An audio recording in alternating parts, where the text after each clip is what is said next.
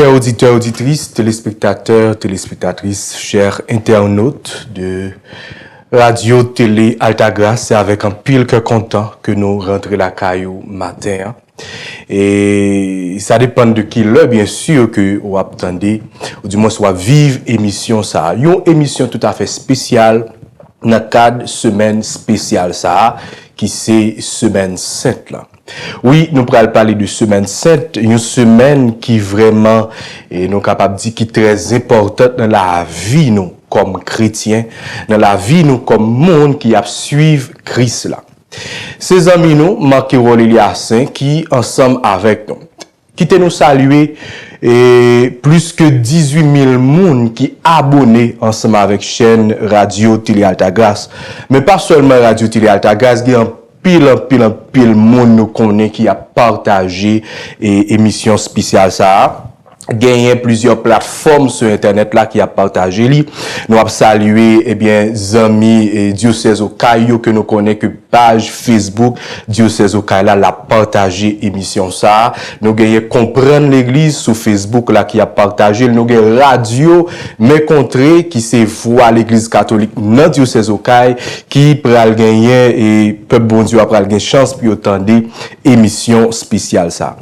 Une émission que c'est pas moi même et qui pral gagner comme acteur principal, mais nous gagnons et Monseigneur Patrick Harris, un habitué, un monde que nous remet en pile dans l'église là. Monseigneur Patrick Harris, bonjour. Bonjour, me prend plaisir de saluer téléspectateurs, téléspectatrices, auditeurs, auditrices. Radio Télé Altagrace et saluer tout monsieur Eliassin qui invite pour nous faire petit partage ça jeudi sous sujet que vous même vous décidez. Nous sommes bien contents que vous ensemble avec nous aujourd'hui pour nous parler de semaine sainte là. Mais avant que nous rentrions dans sujet principal nous mais je te dis, c'est son monde que l'église a apprécié en pile, peuple bon Dieu a apprécié en pile. Mais il n'est pas peu péché, non, Monseigneur, si toutefois, ou t'as fait un coup de présentation, et pour, si là, qui pas vraiment habitué ensemble avec Monseigneur Patrick Harris. Bon, présentation, elle est pas simple. Moi, c'est Patrick Harris, mon Léogane, qui travaille dans le diocèse Port-au-Prince, dans la diocèse Port-au-Prince, et qui baille contribution dans le domaine audiovisuel l'église là, et puis dans le domaine droit, liturgie, philosophie, théologie. D'accord. Je dis à, nous avons une chance pour que nous soyons capables de parler de semaine sainte là. Mais, tout d'abord, première question, non. Ça qu'arrive que, ou est question ça, les petits gens, et drôle, les petits gens bizarres. Nous allons parler de Jésus. Qui est Jésus vraiment? Bon, alors question, c'est une question qui n'a pas une réponse certaine au plan que nous avons considéré. D'abord au plan historiographique. Ensuite au plan purement historique. Ensuite au plan archéologique. Et enfin au plan théologique. Au plan théologique, nous sommes capables de dire que nous gagnons des informations sûres et stables pour nous dire qui est Jésus. Mais informations, ça c'est des informations historiques qui ont besoin de complément. Et donc, là, on prend historiographie à lui-même, il est très mince. Donc, ce qui fait que j'en pose des questions, me répondons comme ça.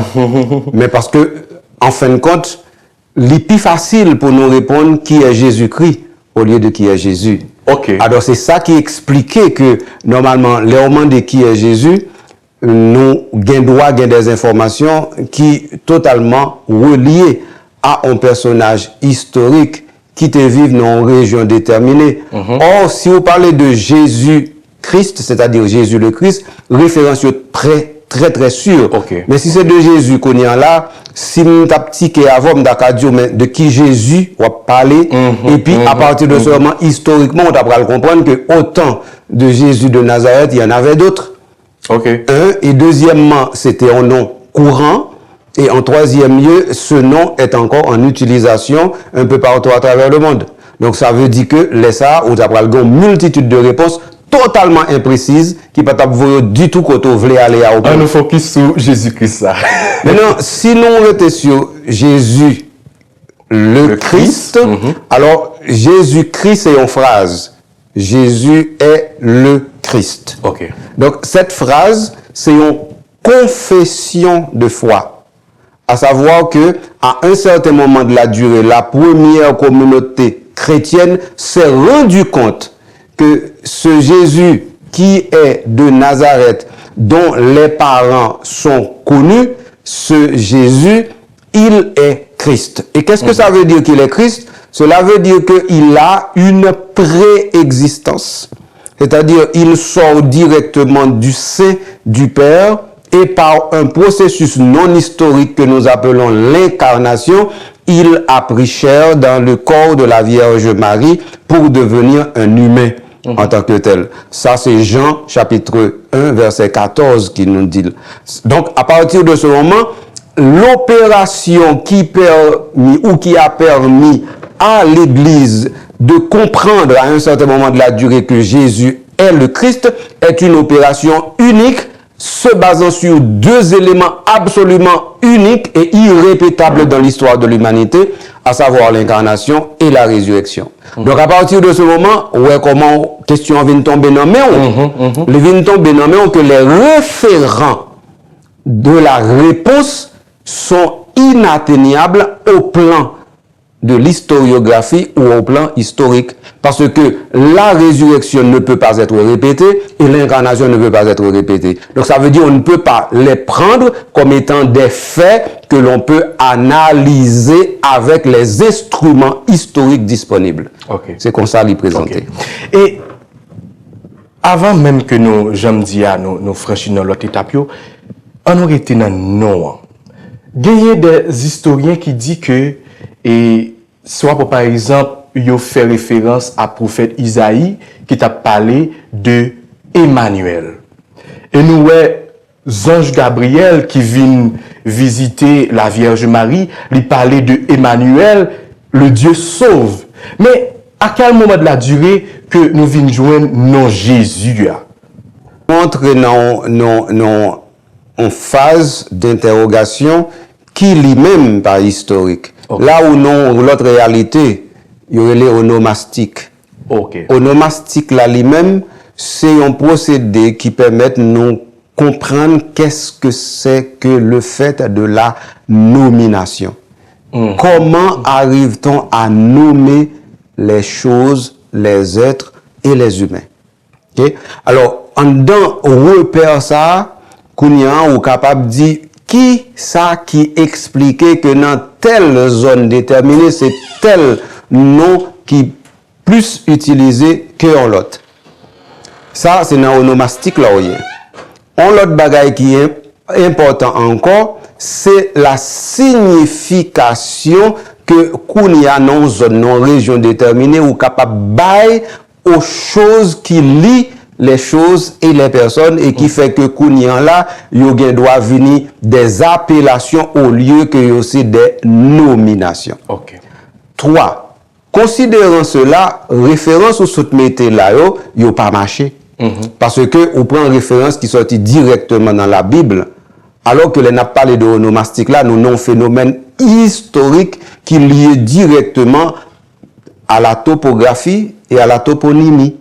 Donc, dans référence ça, là où vini avec qui différence ou bien qui connexion nous avons mettre entre le fait que Jésus est ce qu'il est, mais aussi Emmanuel, là où entrer dans l'autre domaine, parce que depuis où citer la Bible, ou en présence d'un corpus qui est disponible, non pas d'abord comme référence historique, mais comme référence de foi. Et référence de foi, ça veut dire que il n'est pas marché pour tout le monde. Parce que tout le monde n'a pas la foi. Donc, si tout le monde n'a pas la foi, donc ça veut dire qu'on risque de retrouver avec question ça, non niveau côté gen moun, là, on pas la foi, on dit bon, cette question n'est pas valide pour eux-mêmes en tant que tel. Alors, pour éviter situation ça, venons circonscrire question plutôt dans le domaine côté réponse là, lien incontestable. À savoir que dans le fait chrétien, il y a le christianisme qui est né comme étant un mouvement qui va rompre avec tous les éléments de religion que nous avons gagnés avant.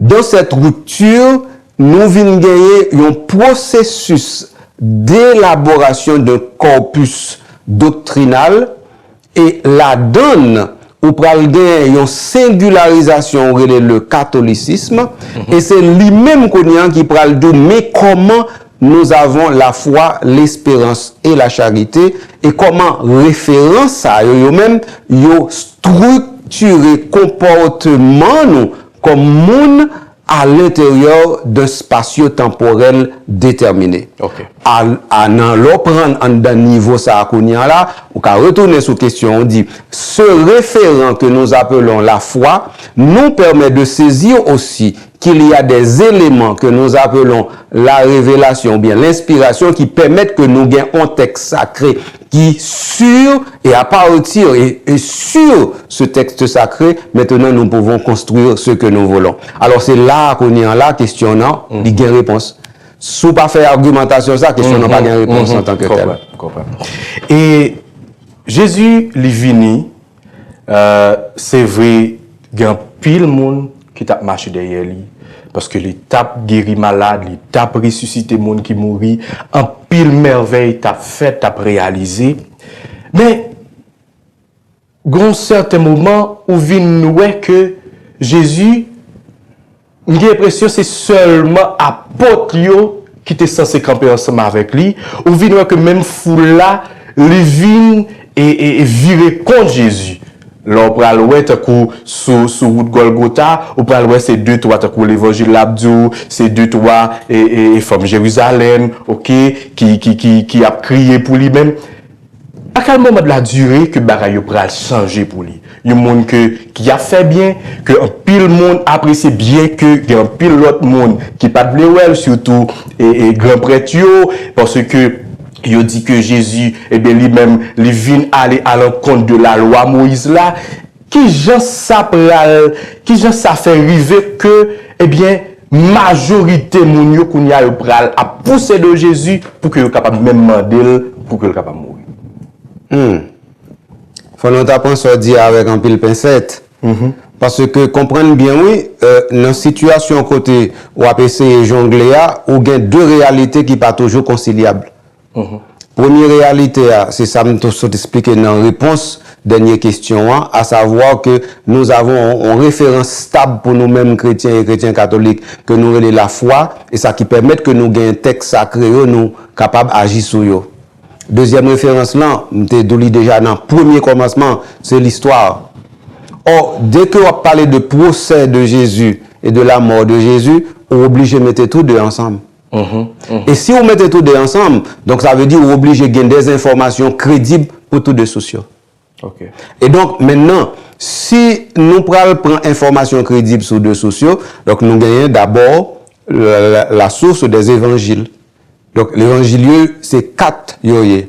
Il y a des informations qui recoupées ou non recoupées. Et puis maintenant, qu'on y a aller dans la source historique.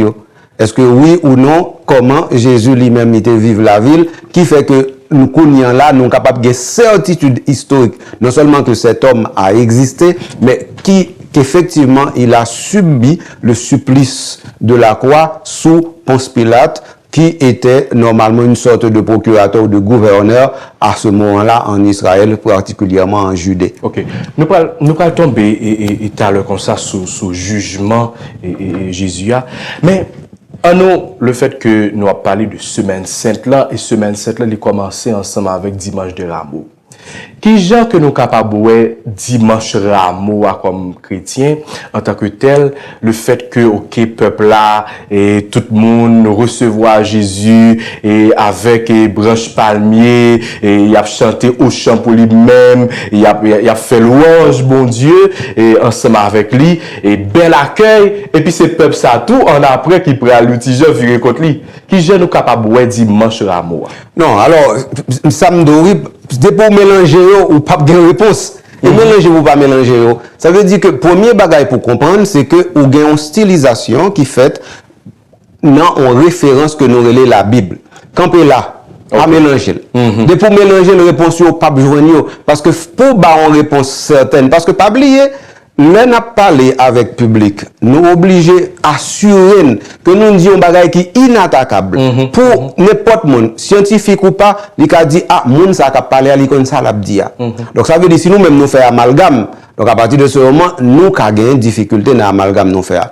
Alors maintenant mais comment on a situé là clair avec les informations que nous avons venant directement de la Bible et surtout des évangiles, Jésus lui-même, nous connaît, il était entré Jérusalem et il a entré Jérusalem 8 jours avant la Pâque, eh bien, nous joignons que mais ça qui était passé. Donc, à partir de ce moment-là, nous sommes capables d'aller pour nous chercher sans sa signification éléments stables que nous joignons dans l'évangile là. Est-ce que vous êtes d'accord sur ça? D'accord. Si vous êtes d'accord sur ça, qu'on y a venu aller. Donc, alors, selon Évangilio, ou gagne effectivement Jésus qui lui-même rentrait à Jérusalem. Là, donc, c'est pour à l'occasion de la Pâque. Si nous prenons selon l'évangile de Saint Jean, nous connaissons que c'est pas la première fois qu'il est entré à Jérusalem pour la Pâque. D'après Saint Jean, il fait ça au moins 3 fois. Ok? Donc ça veut dire, mais dernier entrée ça que lui fait à Jérusalem, non? Donc pour une raison que nous pas connaissons historiquement parlant, les gens l'ont acclamé. Je dis bien pour une raison historiquement nous pas connaissons, les gens l'ont acclamé. Alors, type d'acclamation ça, il gagne des éléments là-dedans qui est extrêmement périlleux pour Jésus. Élément périlleux, c'est que il dit Hosanna au fils de David. Yon tel cri, moi dit li périlleux parce que automatiquement c'est une revendication de la filiation davidique de Jésus et donc c'est-à-dire comme prétendant au trône de David. Et à partir de ce moment, on parle que ça va le suivre lui puisque l'une des choses que vous pouvez mettre pour condamner, c'est que normalement il s'est prétendu roi. D'ailleurs, si vous allez toujours dans l'évangile de Saint Jean, au chapitre 18, dans le dialogue avec Pilate, Pilate lui aura demandé, es-tu roi? Jésus aura répondu, tu l'as dit, je suis roi. Voici pourquoi je suis né, je suis venu dans le monde pour rendre témoignage à la vérité. Tout homme qui entend la vérité entend ma voix. Alors Pilate dira, qu'est-ce que la vérité? Et Jésus dit, l'évangéliste, ne fit pas de réponse. Alors, vous comprenez bien, le fait que je dis Hosanna au fils de David, béni soit celui qui vient au nom du Seigneur. Donc, ça veut dire, dans cette acclamation de la foule, il y a déjà le germe, non seulement de la condamnation, mais de la mise à mort de Jésus en tant que tel. Ceci étant précisé, qu'on y a non cap font pas en avant. Donc, maintenant, qu'est-ce que ça veut dire mettre des branchages ou encore étendre des linges à terre pour l'y capable passer ou bien encore, qu'est-ce que ça veut dire monter sur un anon ou bien une ânesse? Réalité, ça yo gagne un sens particulier en dans une référence historique déterminée et quand un peuple déterminé.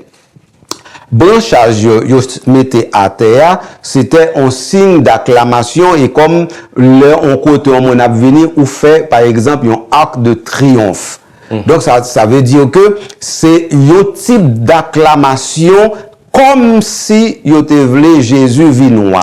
Et maintenant l'évangile de Saint Jean, je ne preuve là toujours, Car dans le chapitre 6 de l'évangile de Saint Jean, après avoir fait la multiplication des pains, eh bien, qu'est-ce que Saint Jean nous dit? La foule voulait se saisir de lui pour faire de lui son roi, et lui, il passa son chemin et puis l'y aller. Donc, ça veut dire que si on prend toute information, ça, moi, mettez ensemble, non, on va le rendre compte que dans cette seule petite scène, on gagne toute une agglomération d'informations qu'on a décrypté pour permettre de saisir exactement qui ça, qui passait et qui ça, qui pourra le passer. Donc, on y a parlé de branchage. Et les jeux.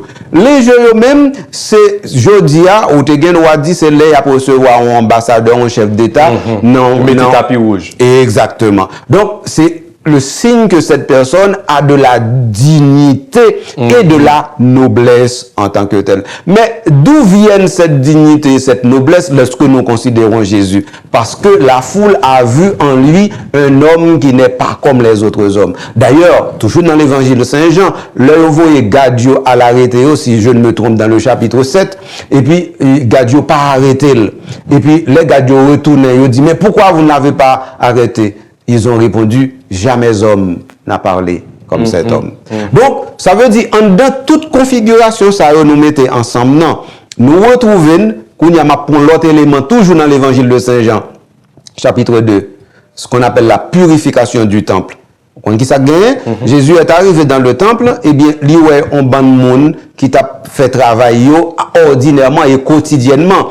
On nous dit qu'il a chassé les vendeurs et les échangeurs du temple. Et puis il a dit, la maison de mon père est une maison de prière, n'en faites pas une caverne un repère de bandits en tant que tel. Et ensuite, qu'est-ce qu'on lui a dit? On lui dit, mais qui doit qu'on gagne pour faire ça? Par quelle autorité fais-tu cela? Donc, mettez toute bagaille ça ensemble, qu'on y a arrivé directement dans cette scène que nous avons au dimanche dit des rameaux, et puis qu'on y a, on vient comprendre que c'était comme une conclusion d'un itinéraire qui devait aboutir à Jérusalem, car selon l'évangile de Saint Luc, il est impossible qu'un prophète meure en dehors de Jérusalem. Ok.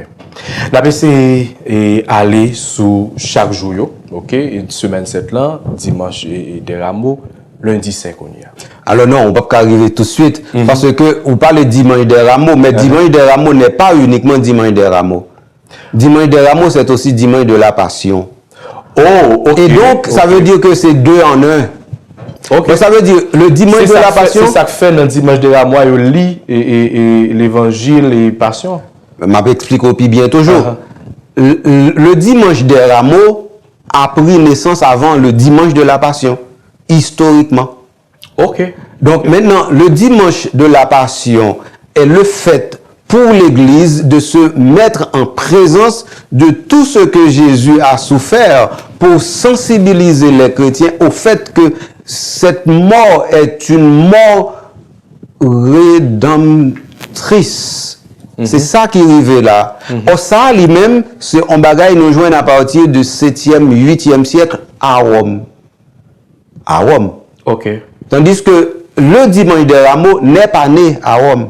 Le dimanche des rameaux est né à Jérusalem en tant que tel. Donc, où est-ce ça arrive là? Ça veut dire, où il y a à peu près 2 siècles et demi à 3 siècles de distance entre les deux événements. Ensuite, il ne va pas prendre naissance même côté. Et ensuite, il va le réconcilier à un certain moment de la durée. Quand?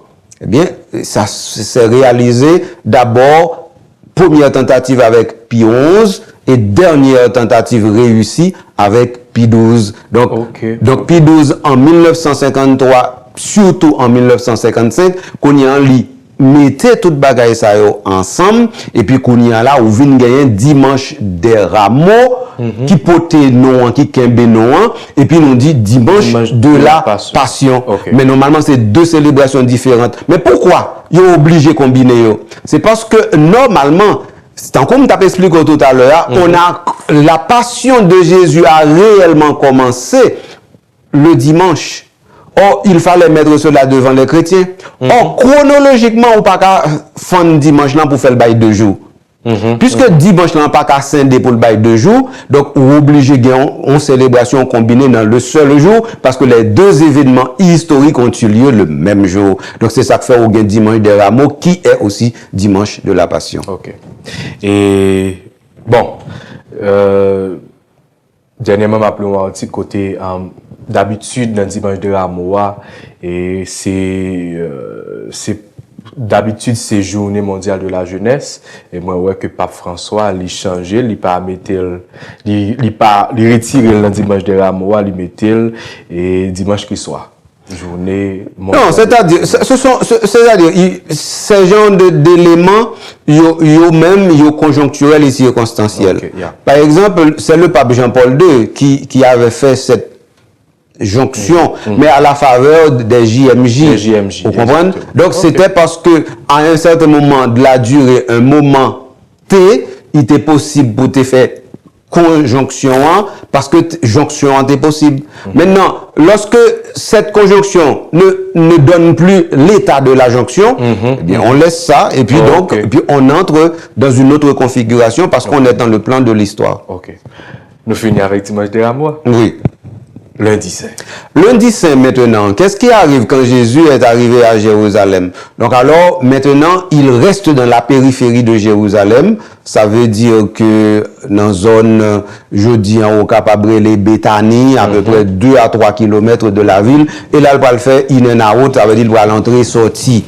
Alors, à chaque fois, on va nous dire que normalement il entre, il va dans le temple pour faire sa prédication et puis retourne encore à Béthanie ou bien encore ailleurs. Mais de toute façon, il reste dans la périphérie de Jérusalem parce que probablement c'est parce que là il joint une demeure ou du moins parce que normalement il ne pouvait pas s'exposer tout le temps aussi dans le temple parce que là de toute façon, il ne pouvait pas se cacher. Or, c'est dans le temple qui est aussi le lieu de la prédication, mais qui est aussi le lieu comme le plus grand chef d'accusation qui va décider de la mort de Jésus en tant que tel. Donc alors, lundi, eh bien, on peut dire qu'on a commencé avec l'onction de Béthanie, donc parce que c'est dans ça qu'on y a, on peut gagner différents éléments. Alors maintenant, venons quitter plan biblique pour nous entrer directement dans l'histoire de la liturgie. Parce que c'est là où on va le comprendre.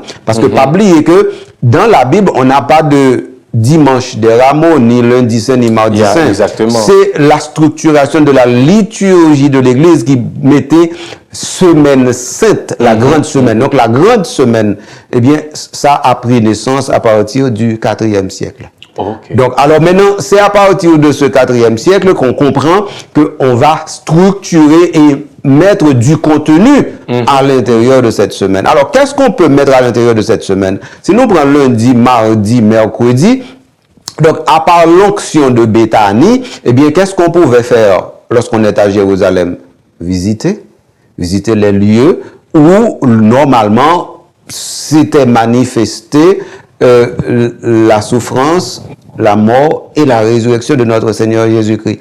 Donc, ce qui fait que, à partir du IVe siècle aussi, on a commencé par construire un certain nombre d'églises sur tous ces lieux-là.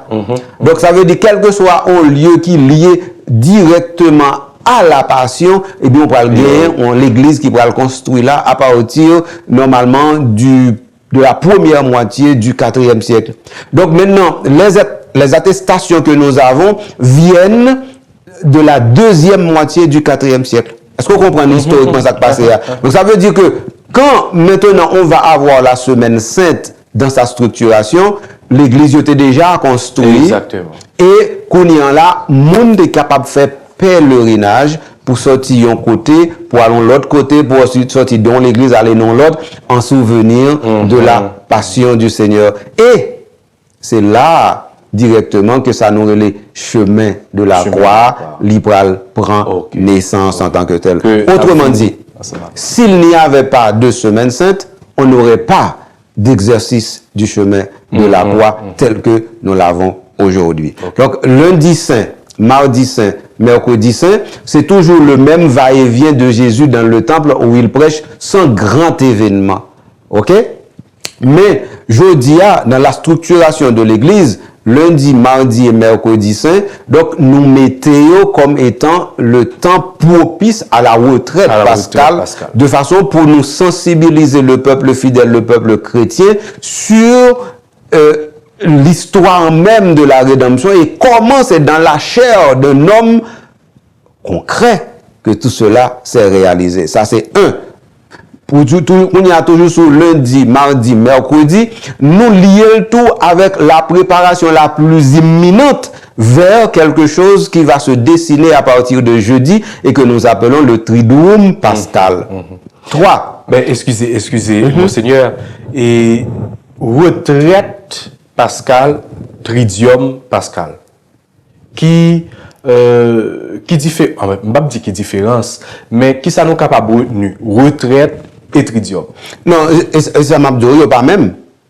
La retraite pascale, moi je son stylisation, nous venons dans l'église là, du fait que nous préparation, le fait que nous constatons que dans la semaine sainte, lundi, mardi, mercredi, il n'y a pas d'événement historique autre que pèlerinage qui était fait à Jérusalem, non, que nous sommes capables de mettre pour remplir. Donc à partir de ce moment, l'église, dans sa sensibilité maternelle, donc, lui mettait tant ça pour lui capable de préparer fidèle pour entrer dans le Triduum pascal.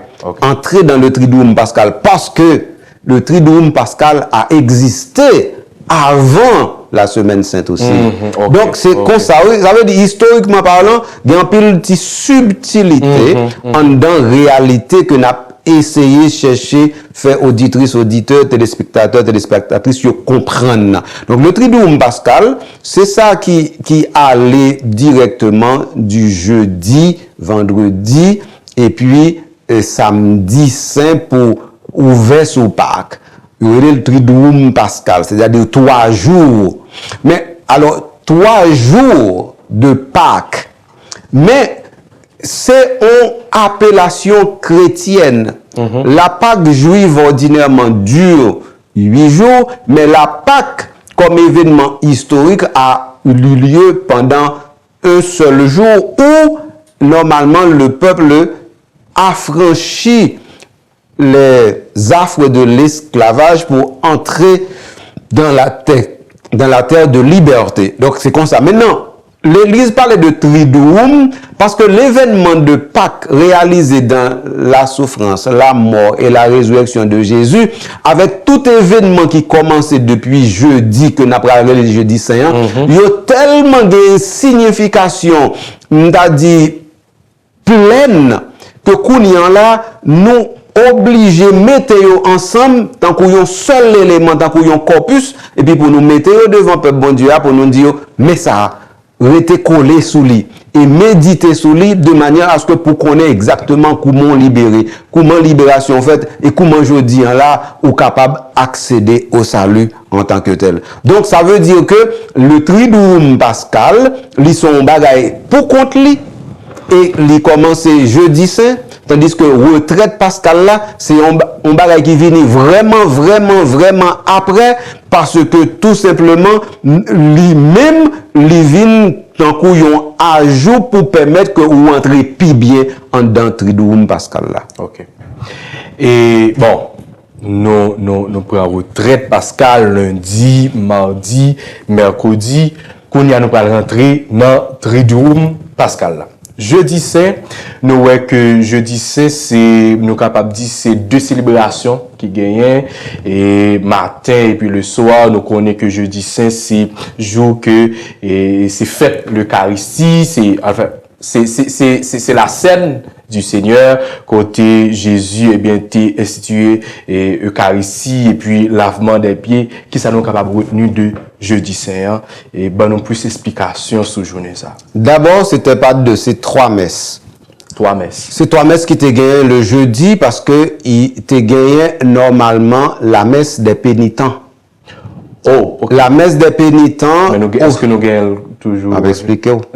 La messe des pénitents, c'est une messe où tu gagné parce que lorsque il y avait la pénitence publique dans l'église, le ça pénitents eux-mêmes, ils ont pour présenter dans l'église là pour faire ce qu'on appelle la réconciliation. Et il y a une messe qui était faite pour eux dans le matin en tant que tel. Quand la pénitence publique a disparu dans l'église à partir du 6e siècle, à partir de ce moment, Kounyan là, il n'y a pas de nécessité pour yo kembe messe ça encore, messe là lui-même lui disparaît. Okay. Pourtant, gon bagay qui rete. C'est peut-être ça, jeudi saint, li gon l'autre nom. Jeudi absolu.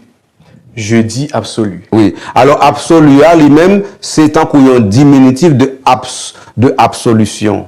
Ok. Donc, ça veut dire parce que, même si pas de gain on premier messe là, yo te kembéan, eh bien, yo te kon réuni fidèle yo pour une sorte de célébration de la parole, côté yo ba yo en bénédiction sous forme absolutoire, mais tant que yo te dit que ce n'est pas une confession sacramentelle. Donc le jeudi absolu ne demeure plus aujourd'hui à cause, à partir de 1955 sous Pie XII, eh bien, qu'on y en là, nous faisons une réforme, non seulement dans le calendrier liturgique, mais aussi dans la semaine 7. Et avec réforme ça, il est possible pour faire jeudi absoluant, fait lundi, mardi, mercredi, au cours de la retraite pascale. Okay. Donc maintenant, le jeudi absolu n'a plus de place. Donc, il n'y a aucun tombé. Ça, c'est le premier élément, on va parler de jeudi. Okay. Deuxième élément, on va parler de jeudi, eh bien, il y a effectivement la messe, qui est la messe des crèmes, à nous relais la messe chrismale. Mais messe chrismale là lui-même, c'est un bagage postérieur tout. Parce que, normalement, ça nous relais messe chrismale là, ce n'était pas la messe de l'évêque. C'est pas l'évêque là qu'on fait. Okay. C'était les prêtres qui avaient l'habitude de bénir les saintes huiles le matin. Et cela se faisait à Rome.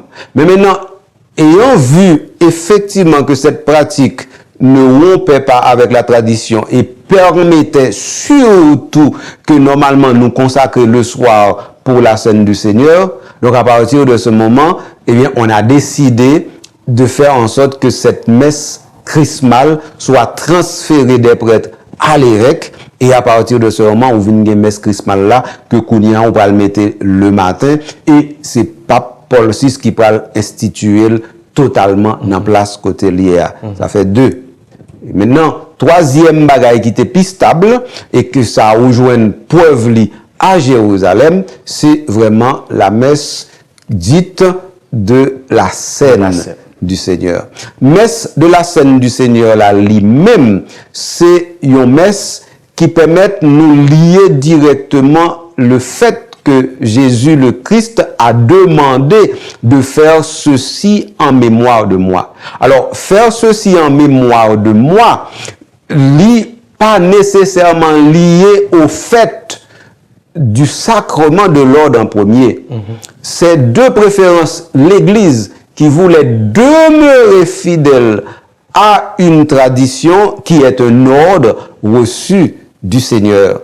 Et à partir de ce moment, Kounia, dans cet ordre reçu du Seigneur, l'Église se mit à le faire. Donc, la messe de la scène du Seigneur est d'abord la messe qui redit à l'Église quelle est son origine et quel est aussi son mandatum, c'est-à-dire quel commandement l'a fait exister. Faites ceci en mémoire de vous. C'est ça. Maintenant, Kounia là, au fur et à mesure que théologie de l'Église là a avancé, le fait ceci en mémoire de moi, l'Ipral traduit l'autre élément du mandatum, à savoir que c'est un commandement que le Seigneur donne à son Église pour instituer une catégorie de personnes stables pour que cette Église puisse progresser dans la foi et dans la vérité.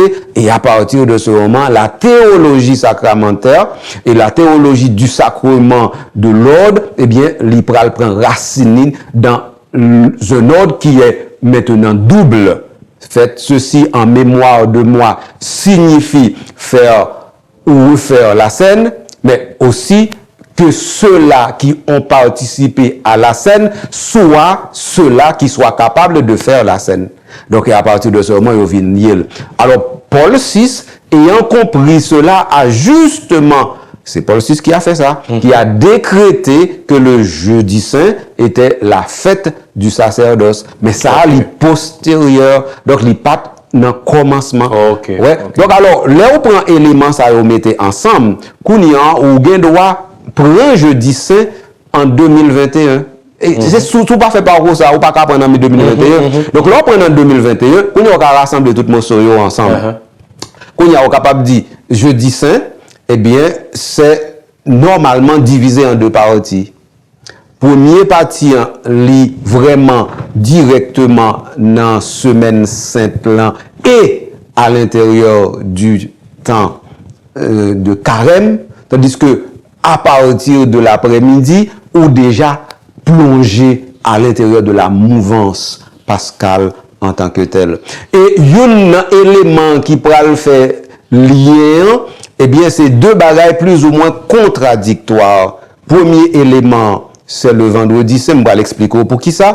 Deuxième élément, c'est la messe qu'on va célébrer le vendredi saint. Attendez bien, ça m'a dit, la messe qu'on va célébrer le vendredi saint, qu'on va appeler la messe des pré-sanctifiés. Parce que le vendredi saint, il n'y a pas de messe, mais messe, yo célébrer la messe des pré-sanctifiés. Donc, attendez bien, on me dit pas de messe, on me dit yo célébrer une messe des pré-sanctifiés. Donc, alors, élément, ça, on a jonglé à côté yo sorti dans le fait que, à partir du jeudi, effectivement, on a célébré la Sainte Seine comme étant l'origine la plus radicale de l'histoire du salut et du sacerdoce. Et en souvenir maintenant de la passion du Seigneur, parce que ce jour-là, attendez bien, on était occupé à visiter encore les églises de Jérusalem où l'on refaisait le parcours du chemin de la croix. Donc, cela était un signe de pénitence et suffisait. Et donc, on n'avait pas besoin d'Eucharistie. Et à partir de ce moment, on pouvait tout simplement se rassasier de l'Eucharistie qui avait été célébrée la veille, qui est l'Eucharistie de la scène, de la commémoration de la scène du Seigneur. Alors, cette Eucharistie de la scène du Seigneur, eh bien, comme cela avait été dans l'Église depuis le IVe siècle, donc on a toujours réservé pour les absents et les malades. Alors, à partir de ce moment, non pas dans l'effet du fermentum que nous joignons au IVe siècle, mais dans l'effet du fait que normalement, au vendredi, il faut continuer à rassasier le peuple de cette Eucharistie qui est le signe même de la souffrance, de la mort et de la résurrection de notre Seigneur Jésus-Christ. Donc maintenant, le vendredi, lorsqu'on fait une célébration, donc on l'appelle la messe des pré-sanctifiés à cause de jeudi. Donc ça veut dire, il y a deux bagailles là qui sont très techniques, à savoir que la messe du vendredi saint qu'on appelle la messe des pré-sanctifiés n'est pas une messe 1, et deuxièmement, n'est pas liée à vendredi saint, mais est liée de préférence à jeudi. Donc on y a, c'est reste Eucharistie jeudi. Jeudi, c'est eux-mêmes qui passent. Donc, yo transféré vendredi, alors que normalement, c'est pas comme ça qu'on fait. C'est ça pour comprendre, parce que normalement, on ne fait pas ça dans l'église. Ce qu'on fait, c'est le fermentum. Fermentum, c'est le fait quand, par exemple, l'évêque ou le pape célèbre la messe, eh bien, il donne une parcelle de son Eucharistie à un prêtre qui va célébrer dans une autre communauté pour montrer la communion.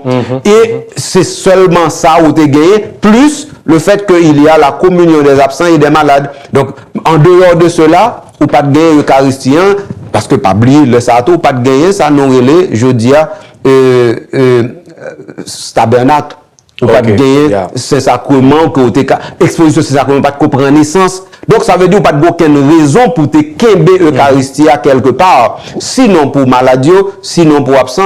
Donc, en dehors de cela, on va jamais qu'à comprendre. Ça veut dire messe des pré-sanctifiés. Mais avant que nous finissions avec jeudi saint, nous voyons que après messe jeudi saint, dans la soirée, il y aurait tiré tout ornement yo retiré, yo déshabillé l'hôtel là et par la suite nous pral ouais que yo pral exposer ces sacrements dans un lot endroit qui pral faire référence à jardin Gethsémani. Ça c'est très moderne. Lorsque je dis moderne, ça veut dire c'est récent. Pas oublier dans dernière partie élaboration que j'ai fait tout à l'heure, moi dit pas de gagner tabernacle et donc pas de gagner exposition du Saint-Sacrement. Tabernacle prend naissance à partir du Xe siècle. Par exemple, on gagne ce qu'on appelle aussi les hosties. Parce que hosties eux-mêmes, ils prennent naissance au 9e siècle. Avant, c'était le pain qu'on utilisait. OK? Donc maintenant, quand on a des hosties, ça veut dire beaucoup plus facilement, on peut les stocker et puis dans un endroit qui va devenir un endroit décent, et l'église là, il pourra former le tabernacle sur le modèle de ce qu'on avait dans la religion juive, parce que le tabernacle là existe dans la religion juive, et puis dont le modèle était vraiment l'arche de l'alliance. Okay? Donc ça c'est le premier bagaille. Deuxième bagaille, à la faveur des hérésies qu'on avait eues sur l'Eucharistie au 11e et 12e siècle, alors on va avoir la fête dite la fête Dieu. Et pour la fête Dieu, maintenant, donc l'Eucharistie va être promenée à l'intérieur des rues pour montrer que Dieu visite son peuple, comme c'est dit dans le Bénédictus, dans l'évangile de Saint-Luc au chapitre 1. Donc, là, on prend un élément, ça, on mette ensemble, qu'on y a là, où vient gagner des choses qu'on n'a pas gagné 13 siècles auparavant. Donc, on y a, tout le temps, on n'a pas de gain bagay ça, on n'a pas de jamais imaginer, justement, que gon côté pour déposer Eucharistien. Parce que Eucharistien, pas de gain pour le reposer aucun côté, il te gagne tout simplement pour être consommé. Ceci étant précisé, qu'on y a nos cas font pas en plus. Donc a dit avec la belle dévotion autour de l'Eucharistie qui va se développer, le tabernacle va prendre une place considérable et à l'intérieur du cœur des chrétiens et à l'intérieur de l'architecture chrétienne. Donc on y a l'on le faire en l'église ou pour aller chercher qui place pour mettre le tabernacle là alors qu'on n'avait pas ce souci avant parce qu'on n'avait pas besoin de tabernacle en tant que tel. Donc alors qu'on y a ouais comment questionnant réponse pas aussi simple j'en pensais parce que normalement parler de plusieurs autels veut dire justement qu'on peut avoir une église à plusieurs autels. Mais quand les plusieurs autels y prennent naissance au Moyen-Âge encore. Donc, ça veut dire, tout on parle, mettez, les historiques, ça, chita, ou pas, j'aime qu'à comprendre que jeudi, au 21e siècle, il pourra faire un tant qu'il a toujours existé, alors que c'est faux. Il n'a pas toujours existé. Alors, maintenant, récapitulons, pour nous capables de faire auditrices, auditeurs, téléspectateurs, téléspectatrices, saisir, bagaille, puis bien. Le fait, maintenant, de ce qu'on appelle la translation. Et ça, sans sous parler, la translation, donc, ça veut dire, on prend Eucharistien, on côté pour mettre l'autre côté, c'est un signe de dépouillement qui dit que l'église se trouve être à nu totalement parce que ce qui fait que l'église est l'église, c'est sa tête. Or, la tête est morte. Donc, à partir de ce moment, l'église vit dans une situation cultuelle et sacramentelle qui fait que c'est comme si elle est endormie dans la mort de la tête. C'est ça qui arrive. Cette église, comme endormie dans la mort de la tête, est symbolisée par l'autel qui lui-même gagne un tombeau. Chaque autel dans l'église catholique gagne un tombeau. Tombeau, ça, il n'a mis tant l'autel là. Justement, côté yo ouvert corporel là. Et c'est là qu'on met les reliques. Et tombeau, ça, c'est un coup, une sorte de petit enclave vous fait, et puis vous mettez une pierre sur lui. Si l'hôtel là pas en pierre. Et si l'hôtel là en pierre, vous capable toujours de une sorte de couverture, vous mettez reliques en balle. Ce symbole du tombeau dans l'autel fait que l'autel, eh bien, représente Jésus-Christ. Et aussi le tombeau de Jésus-Christ. Les ou prend éléments ça vous mettez ensemble qu'on y en là, ou bien vous joignez que l'église s'est mise à nu pour dire voici le corps dépouillé de notre Seigneur Jésus-Christ, dont les vêtements ont été arrachés lors de la crucifixion. Okay. Alors, l'on prend élément, ça qu'on y a ou mettez ensemble, ou yo symbolisé yo avec le jeudi saint, parce que la passion a commencé réellement dans la chair de Jésus au jeudi saint, c'est-à-dire au soir, tout de suite après la dernière scène. Pas oublier dans le commencement, on a parlé de dimanche des rameaux, c'est-à-dire le drame de la passion commence à partir du dimanche des rameaux, mais dans la chair de Jésus, l'agonie commençait déjà à partir de la nuit du jeudi saint. Au vendredi. Okay. Donc c'est dans ce sens-là, l'Église mettait toute bagaille ça ensemble, les symbolisait. Maintenant, lorsqu'on fait le transfert des restes de l'Eucharistie vers un autre autel, c'est pour dire maintenant que l'autel qui est le centre de l'église et non le tabernacle, que cet autel étant dépouillé, eh bien maintenant l'église est à nu. Okay. Étant à nu, maintenant les chrétiens ont à veiller. Et c'est dans cette veille qu'il y a deux veilles. La première veille, c'est la veille directement du souvenir de la mort de notre Seigneur Jésus-Christ, qui reprochait aux disciples qu'ils ne pouvaient pas rester à veiller avec lui même pendant 1 heure.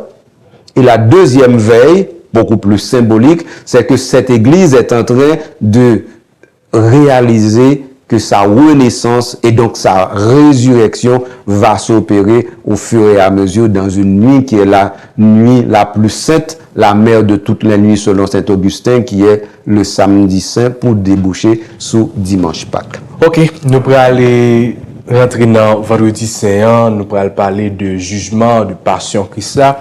Mais tout d'abord, on a une petite pause et Monseigneur pour que nous soyons capables de souffler.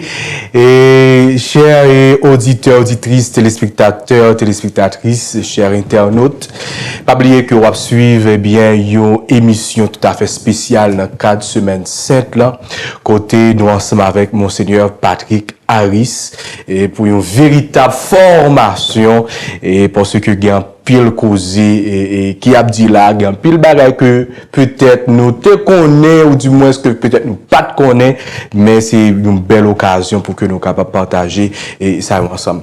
N'a pas une petite pause et puis n'a tourner.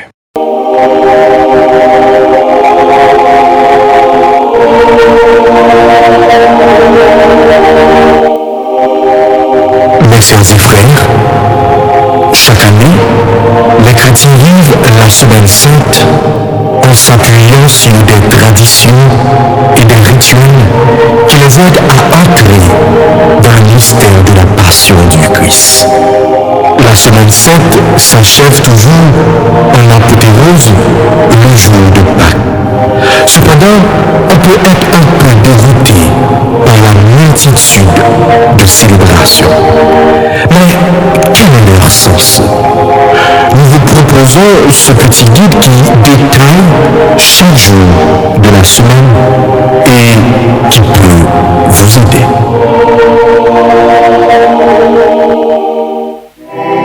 Cette fête qui fait mémoire de l'entrée triomphale de Jésus à Jérusalem est bien le dimanche des rameaux. Elle inaugure la Semaine Sainte. L'Évangile nous raconte que Jésus entre dans la ville sur le dos d'une ânesse et que la foule l'acclame avec des feuilles de palmier. À la messe, ce jour-là, la communauté chrétienne se remémore cet événement avec une procession dans l'église et une bénédiction solennelle des rameaux. Lors de la célébration, on lit également le récit de la Passion. Lundi saint. Il n'y a pas de liturgie particulière ce jour-là. Dans le récit de la Semaine Sainte, Jésus rend visite à ses amis de Béthanie et marie le parfum d'huile précieuse, comme pour le préparer à son ensevelissement. Jean, chapitre 12, versets 1 à 11. saint.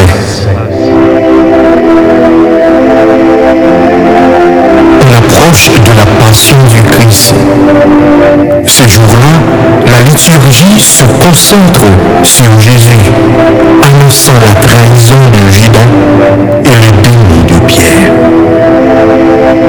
Jean, chapitre 13, verset 21-33, verset 36-38. Mercredi saint.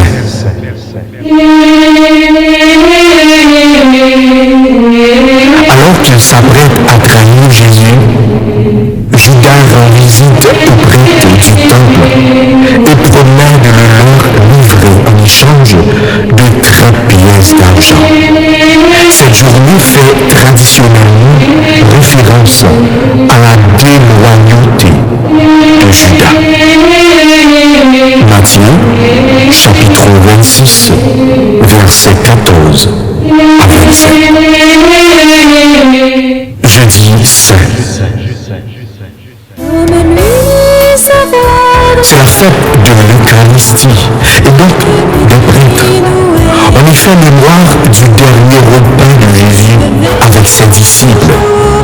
La messe du jeudi saint est parfois appelée Laudatur, le latin signifiant courbe, en référence au Christ qui, lavant les pieds de ses apôtres, leur a recommandé de s'aimer les uns les autres. En effet, lorsqu'on lave les pieds de quelqu'un, on s'abaisse devant lui. Et ce geste d'humilité peut être interprété comme un témoignage d'amour. Très souvent, le célébrant reproduit cela au cours de la célébration. À la fin de la messe, le Saint-Sacrement est porté en procession jusqu'à un lieu appelé le reposoir. Ceux qui le souhaitent sont invités à venir y prier en silence pour s'associer à l'agonie de Jésus au jardin des Oliviers. Une façon de veiller avec lui dans la nuit. On peut également lire à voix haute les dernières paroles du Christ à ses disciples. Jean, chapitre 13, verset 31, chapitre 17, verset 26. On note nappe et ornement de l'église et un voile croix et statue. À partir de là, les cloches se taisent jusqu'à Pâques. Vendredi saint.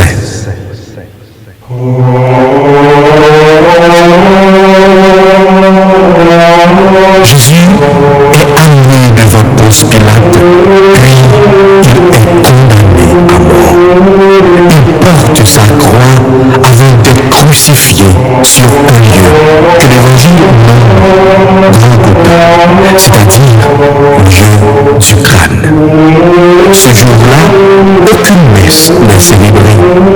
Le chemin de croix nous permet de revivre les événements de la passion de Jésus et de réfléchir au sens de ces événements. Lors de l'office de la croix, on lit le récit de la passion et on propose aux fidèles de s'avancer pour vénérer la croix en la touchant ou en l'embrassant. On peut également recevoir la communion car des hosties consacrées le jeudi saint ont été réservées à cet effet. Le vendredi saint est un jour de jeûne et d'abstinence.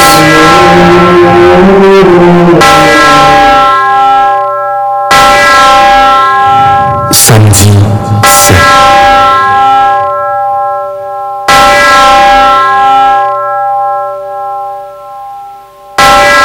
C'est un jour d'attente. On dit que Jésus est descendu parmi les morts pour ramener vers le ciel les âmes justes, mortes avant son sacrifice. Le soir, la vigile pascale a lieu entre le coucher du soleil du samedi saint et le lever du soleil de Pâques. La procession de la lumière permet aux fidèles d'entrer dans l'église. Alors plongés dans l'obscurité, et le nouveau siège pascal est allumé. La liturgie de la parole rappelle toute l'histoire du salut et les catéchumènes reçoivent.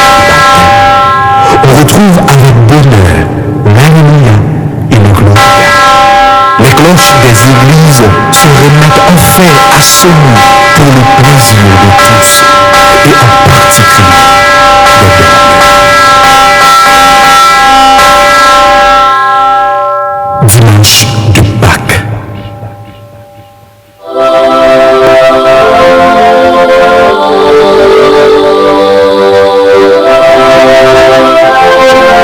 Le Christ est ressuscité. Il est vraiment ressuscité. La journée de Pâques est joyeuse et la liturgie en est l'image vivante. Brochants, fleurs et décorations viennent nous. Lors de cette messe, on voit souvent un renouvellement des promesses baptismales et le prêtre bénit les fidèles en les aspergeant d'eau bénite.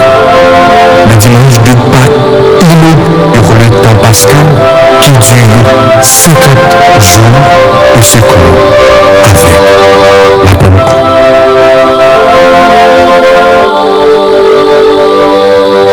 Mes sœurs et frères, la radio Témoin de grâce vous souhaite une bonne montée vers Pâques.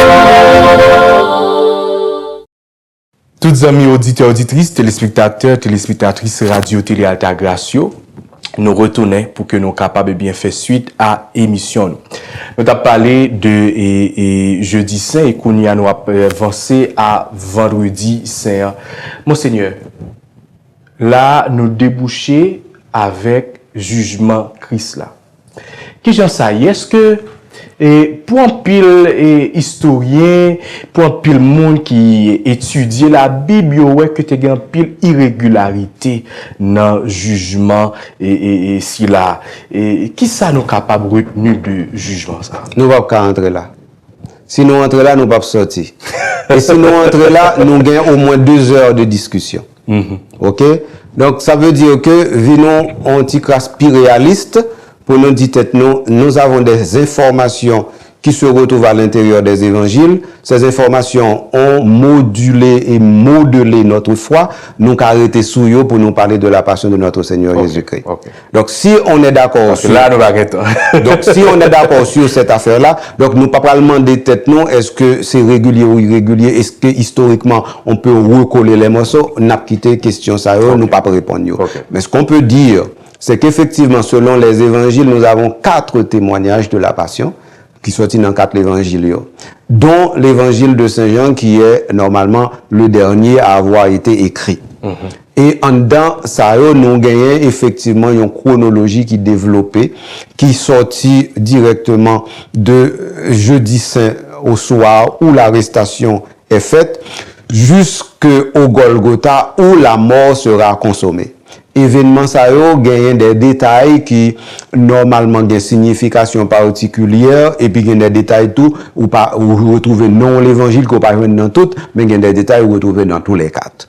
Donc ça c'est premier bagage. Si vous voulez comprendre plus bien ou qu'a fait ça relais en synoptique. Ça veut dire vous mettez tous 4 évangiles ensemble au niveau de la passion et pour regarder dans 4 colonnes qui éléments qui présent dans 1, 2, 3 ou 4 côtés ensemble. Donc ça, c'est un travail très technique au niveau exégèse, et puis que en pile monde, même si vous pas en pile compétence, mais visuellement, vous doit avoir devant eux comment ça te présenter. Alors, moi-même, je suis capable d'essayer de refaire un fil très simple pour vous, et donc l'arrestation eut lieu directement au jardin des Oliviers, parce que il était proche côté Jésus lui-même, il était mangé Pâques là avec disciples, c'est-à-dire le jeudi au cours de la scène. Bien entendu, je ne fais pas de discussion à savoir est-ce que Jésus a mangé la Pâque ou bien encore a fait la scène avec les disciples. Ça sont l'autre question technique, nous pas rentrer là-dedans. Même qu'à dire que une fois que Jésus quittait table la scène avec les disciples, donc ça veut dire que maintenant il affronte directement sa mort. Et il y a plusieurs façons ou capable ouais ça. Luc lui-même lui dit qu'il a sué des sueurs de sang au jardin des Oliviers lorsqu'il voit l'imminence de cette affaire. Et Marc parle dit qu'un ange est venu le consoler. Mais si vous prenez l'évangile de Saint Jean, on n'a pas ce genre de détails. Okay? Maintenant, l'autre élément extrêmement important, c'est comment on l'a arrêté. On l'a arrêté parce que il y a un traître qui s'appelle Judas, en tant que tel qu'il a livré. La façon dont Judas l'a livré, ça ne fait pas l'unanimité dans les 4 évangiles. Mais de toute façon, nous toujours parler de ce baiser du traître ou bien de la trahison de Jésus, mais tous les 4 évangiles ne parlent pas de ce baiser. Mais de toute façon, Jésus a été appréhendé, ligoté et emmené pour être interrogé. Donc Jésus est passé devant 3 tribunaux différents. Une, c'est tribunal Anne, qui était le beau-père de Caïphe, qui lui-même était le grand prêtre à ce moment-là. Ensuite, Hérode était dans les parages, Hérode Antipas, on a envoyé Jésus chez Antipas. Et enfin, Jésus a été directement chez Pilate, qui normalement devait entériner ce que les Juifs ont décidé. Quel est le motif ou bien le chef d'accusation principal? Moi, je dis déjà, le chef d'accusation, le principal chef d'accusation pour Jésus, c'est que normalement, il est un blasphémateur, et deuxièmement, il a dit des choses mauvaises contre le temple. Or, le temple était le symbole de la résistance politique et le symbole le plus religieux, le plus sacro-saint du peuple. Toucher au temple, c'est comme toucher à l'âme du peuple. Donc ça veut dire, lorsqu'on évoquait, par exemple, le temple dans un procès de Jésus, il n'avait pas beaucoup de chances d'en réchapper, parce que de toute façon, depuis ce temple l'ont touché, ça veut dire que c'est un coup, c'est tout le monde a voulu manger en tant que tel. Donc alors, c'est 2 chefs d'accusation, ça qui est principal. Ils vont le réunir sur un seul bagage que Pilate lui-même, il va le faire écrit comme écriteau là, à savoir Jésus de Nazareth, roi des Juifs en tant que tel. Ce que, normalement, la classe sacerdotale a récusé, parce que pour eux-mêmes, Jésus n'est pas le roi des Juifs en tant que tel, mais Pilate a laissé cela, peut-être pour se disculper d'avoir fait quelque chose pour les Romains, c'est-à-dire son chef, pour montrer que, normalement, un rebelle qui se prétendait être roi, donc on ne pouvait pas supporter cela à l'intérieur d'une principauté comme la Judée. Donc, alors, moi dis que 3 jugements ça yo, nous pas statuer sur caractère yo. Il suffit que nous connaissons que de on lieu à on l'autre, de on l'autre à on l'autre, ça veut dire le temps passe aussi pendant ce temps. Et donc, Jésus va parvenir au lieu où Pilate voulait le relâcher, mais ne le pouvant pas, la livrer pour être flagellé et ensuite pour être crucifié.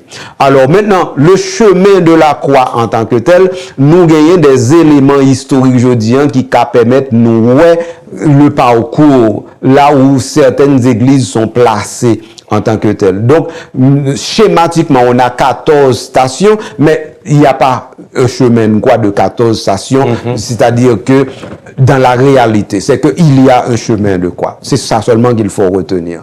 Donc, ça veut dire ce n'est pas formé de stations. C'est la stylisation du peuple de Dieu qui a mis en forme cela avec les stations. De toute façon, nous savons qu'il a été sur le chemin de la croix aidé par Simon de Cyrène. Ça, c'est clair. Nous savons aussi que sur le chemin de la croix qu'il a rencontré les femmes de Jérusalem. Nous savons aussi sur le chemin de la croix qu'il a dû rencontrer aussi sa mère, mais nous ne sommes pas sûrs que sur le chemin de la croix, il ait rencontré une femme qui a essuyé son visage avec un linge et donc... Véronique? Oui. Non, c'est pas ce nom. C'est-à-dire, on ne connaît pas le nom de la personne. Oh, ok. Donc, Véronique, c'est une expression qui traduit ce qui a été fait. Parce que c'est 2 mots grecs. C'est Véronika. Véron veut dire vrai Et Nika, tant qu'on caméra Nikon, il veut dire image, vraie image. Donc ça veut dire c'est pas le nom d'une personne, c'est le nom de la chose qui aurait été produite en tant que telle. Donc, alors maintenant, une fois que Jésus est parvenu à la croix, c'est-à-dire au lieu du Golgotha où la crucifixion devait avoir lieu, donc on a fait comme d'habitude, on a pris tout ce qu'il avait, parce que ce qu'il a appartient justement au bourreau, et puis là, on l'a crucifié. Est-ce que c'est avec des clous ou avec une corde? Nous avons plus ou moins des attestations spirituelles, mystiques, mais aussi des correspondances historiques nous permettant de savoir qu'effectivement, il aurait été cloué sur la croix et non ligoté avec une corde en tant que telle. Donc, alors, maintenant, il est mort presque rapidement, peut-être par asphyxie, sur la croix, parce que c'est ordinairement c'est par asphyxie qu'on meurt sur la croix à cause de la pression qu'il y a sur l'abdomen et sur tout l'appareil respiratoire, des efforts que la personne fait pour pouvoir se maintenir en tant que tel, du fait que le poids du corps maintenant se trouve à être sur les pieds au lieu d'être ailleurs en tant que tel. Donc, tout élément ça pour l'expliquer que à cause de la passion, tout ça, sang perdu, couronne d'épines, tout ça, flagellation, et ensuite vexation, toute bagaille ça, mettez ensemble, expliquer que on s'est étonné qu'il soit mort si vite, parce que ordinairement, ça peut prendre 2, 3, 4 jours avant que le crucifié soit mort. Mais Jésus est mort, c'est Matthieu Baou, une sorte de théodrame pour cette mort, mais c'est seul Matthieu qui fait ça. L'autre n'a pas fait ça en tant que tel. Donc, Matthieu montre que c'est un coup une explosion globale de tout l'univers lorsque cette mort est arrivée. Mais Saint Jean, plus simplement, dit que normalement, il a incliné la tête après avoir dit tout est accompli et il a rendu l'esprit en tant que tel. Voilà un peu la scène que l'on peut, avec un maximum de certitude, dire que Jésus a vécu pour normalement parvenir à sa mort. Ok. Samedi Saint, c'est jour de l'attente et c'est le silence. Samedi Saint, dans la soirée, pour que nous soyons capables de déboucher dans dimanche Pâques. Alors, samedi, c'est un jour qui a pas, il était rempli, c'est dérempli, nous dérempli le plutôt. Okay. Et comme nous pas gagné un peu le temps, pas prêter sur ça. Mais il faut savoir que samedi saint, c'était d'abord le jour où l'église était censée être en deuil. Et c'était un deuil total, complet. Du fait que, normalement, on pensait qu'il n'y avait plus de lumière sur la terre le samedi saint. Et on devait vivre cela symboliquement aussi. Et spirituellement, on pensait que le samedi saint, il n'y avait qu'une seule lampe allumée dans la foi du peuple. C'était celle de Marie qui savait que quelque chose allait se produire, mais ne pouvait pas savoir comment et quand avec certitude.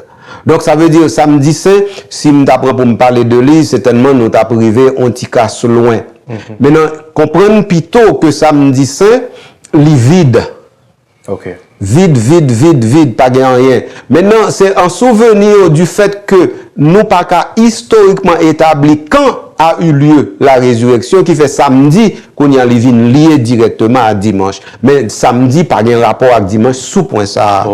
Pour me dire, il y a un petit Jean Piclet, soit aller dans tous quatre l'évangile, excepté Marc qui seulement par rapport de grandes scènes sur les apparitions et la résurrection, on peut voir que de grand matin, les femmes ont été au tombeau, et puis maintenant, il faisait passablement nuit encore, passablement, et puis elles n'ont pas trouvé le corps parce que la pierre était roulée. C'est dans ça. Comme il faisait encore nuit que la pierre était roulée, donc on ne sait pas quand a eu lieu la résurrection. Donc on suppose que ça a eu lieu la nuit. Et donc maintenant, pour être en syntonie avec l'événement historique dont on ne peut pas préciser directement le quand, Alors, à partir de ce moment, nous fait samedi, vient tourner la mère de toutes les veillées, selon ce que Saint Augustin dit. Et donc, depuis maintenant le 4e siècle, toujours à Jérusalem. Et donc, on a une veillée pour accueillir la résurrection de notre Seigneur Jésus-Christ. C'est ça, je dis à nous, comme veillée pascale, que Pie XII, encore une fois, a rétabli en 1955. Ok. Dimanche Pâques. Mais dimanche Pâques, il n'y a rien. Parce que normalement, c'est samedi soir que cela s'est opéré. Donc dimanche Pâques, maintenant, on va avoir des Eucharisties, au moins 3, on peut célébrer 3 Eucharisties pour pouvoir permettre au peuple chrétien de pouvoir vivre ces grands événements. Mais aussi parce que le pape pouvait se déplacer d'une église à une autre pour aller faire l'Eucharistie. Et donc c'est peut-être ça. Et à Noël et à Pâques, un prêtre a le droit de célébrer 3 Eucharisties en tant que tel. Mais l'événement de la résurrection en soi, c'est-à-dire ça n'aurait les dimanches Pâques là, lui-même, les fêtes de préférence dans la nuit là. Donc ça veut dire une fois qu'on a célébré la plus grande de toutes les célébrations de l'église qui est normalement la nuit pascale du samedi, donc ça veut dire dimanche, c'est comme si maintenant on est déjà dans la réalisation de la chose, on continue cela avec bien entendu l'octave. Nous capables de dire c'est plus belle nuit que nous gagnons. La mère de toutes les veillées dit Saint-Augustin. Donc, pas c'est école Gatliel sans pareil. Exactement. Voilà, et je pense que l'arrivée, mon Seigneur, parce que c'était, je suis capable de dire, nous pas vraiment un pile temps pour que nous soyons capables d'étaler toute semaine 7 là. Merci, Monseigneur, parce que ça a vraiment fait nous plaisir, le fait que vous avez accepté l'invitation, malgré tardivement, mais ou là, ensemble avec nous. Nous pensons que c'est une première fois, mais ce n'est pas un dernier. Eh bien, je suis bien content ensemble avec téléspectateurs et téléspectatrices Radio Télé Altagrace. À la prochaine. D'accord. Et nous disons merci à tous les amis, auditeurs, auditrices, téléspectateurs, téléspectatrices, toutes et nos chaque, qui te chita derrière écran pour que nous soyons capables de bien vivre émission spéciale ça. Et nous allons continuer l'autre émission toujours dans l'occasion semaine 7 là qui a venu. Nous disons merci en pile, continuez, partagez et continuez abonner ensemble avec Radio Télé Altagrace. Que bon Dieu bénisse nous. Que bon Dieu bénisse nous.